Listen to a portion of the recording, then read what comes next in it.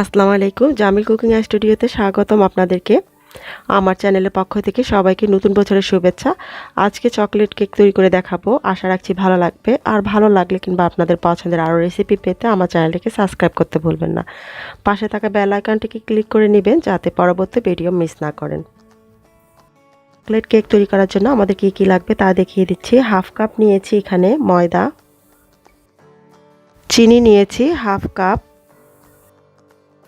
Cocoa powder নিয়েছি 3 table চামচ, quarter cup নিয়েছি তেল, কোয়ার্টার কাপ নিয়েছি দুধ,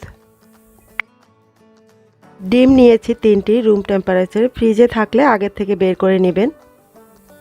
হাফ চা চামচ নিয়েছি বেকিং পাউডার, হাফ চা চামচ নিয়েছি ভ্যানিলা এসেন্স।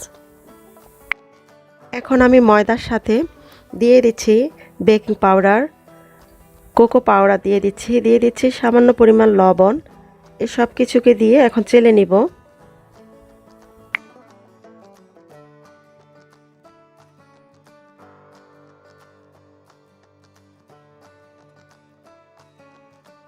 এখন আমি ডিমের কুসুম আর সাদা অংশটাকে আলাদা করে নিয়েছি। এখন এতে দিয়ে দিচ্ছি চিনি,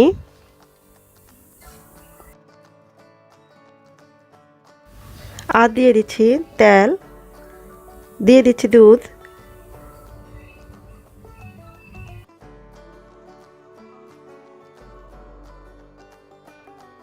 এখন আমি ইলেকট্রিক বিটার দিয়ে বিট করে নিচ্ছি। আপনারা চাইলে কাঁটা চামচ কিংবা হ্যান্ড হুইক্স দিয়েও করতে পারেন, সেক্ষেত্রে একটু সময় লাগে।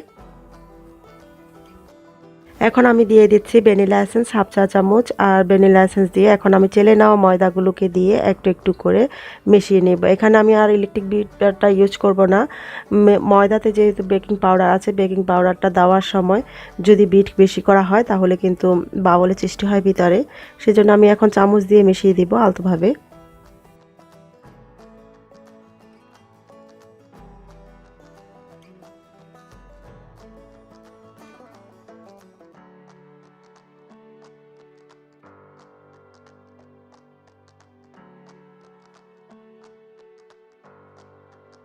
এখন সর্বশেষ ময়দা দিয়েও মিশিয়ে দিচ্ছি।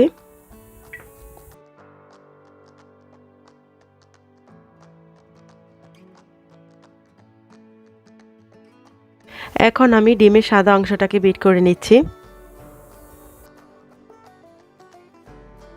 আর ডিমের সাদা অংশটাকে বিট করার সময় এখন আমি দিয়ে দিচ্ছি 1 টেবিল চামচ পরিমাণ চিনি।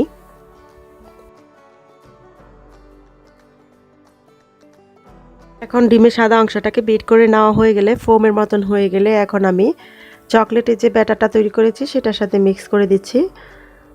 দিয়ে এখন আমি মিশিয়ে নিচ্ছি।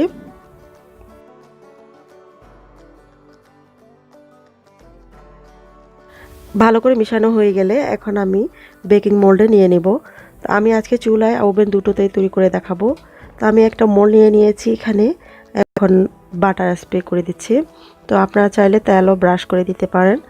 দিয়ে এখন আমি একটা বেকিং পেপার দিয়ে বসিয়ে দিব নিচে।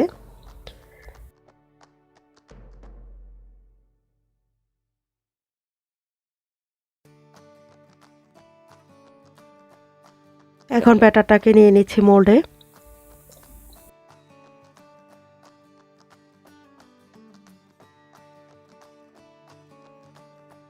আর ব্যাটারটা দেওয়া হয়ে গেলে এভাবে ঝাঁকিয়ে দিতে হবে, তাহলে ভিতরে কোনো বাবল থাকলে সেটা বের হয়ে যাবে।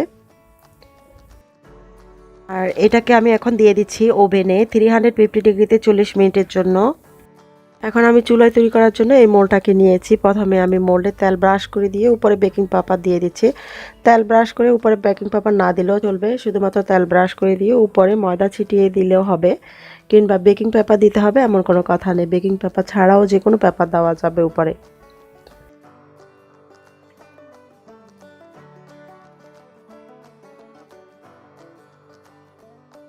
এখন এই মোল্ডেও দিয়ে দিচ্ছি ব্যাটার। আমি এখন চুলায় একটা পাতিল দিয়ে এতে দিয়ে দিয়েছি লবণ। আপনাদের হাতের কাছে যদি বালু থাকে বালু দিতে পারেন। এখন গরম হয়ে যাওয়ার পর এখন আমি উপরে একটা স্ট্যান্ড বসিয়ে দিয়ে মোল্ডটাকে দিয়ে দিচ্ছি। ঢাকনা দিয়ে ঢেকে দিচ্ছি 50 মিনিটের জন্য। আর ঢাকনায় যদি কোনো ছিদ্র থাকে সেটাকে বন্ধ করে দিতে হবে।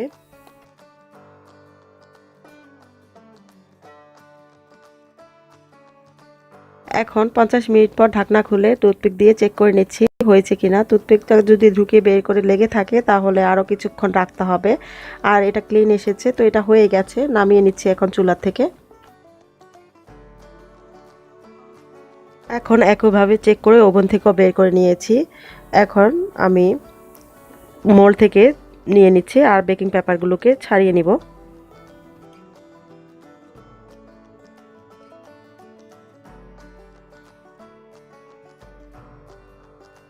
আমি কাগজে লেখে কেটে নিয়েছি কেচি দিয়ে কেটে এই পেপারগুলোকে বসিয়ে দিয়েছি 2019 আর উপরে দিয়ে দিচ্ছি আইসিং সুগার ছিটিয়ে দিচ্ছি। এরপর পেপারগুলোকে সরিয়ে নেব।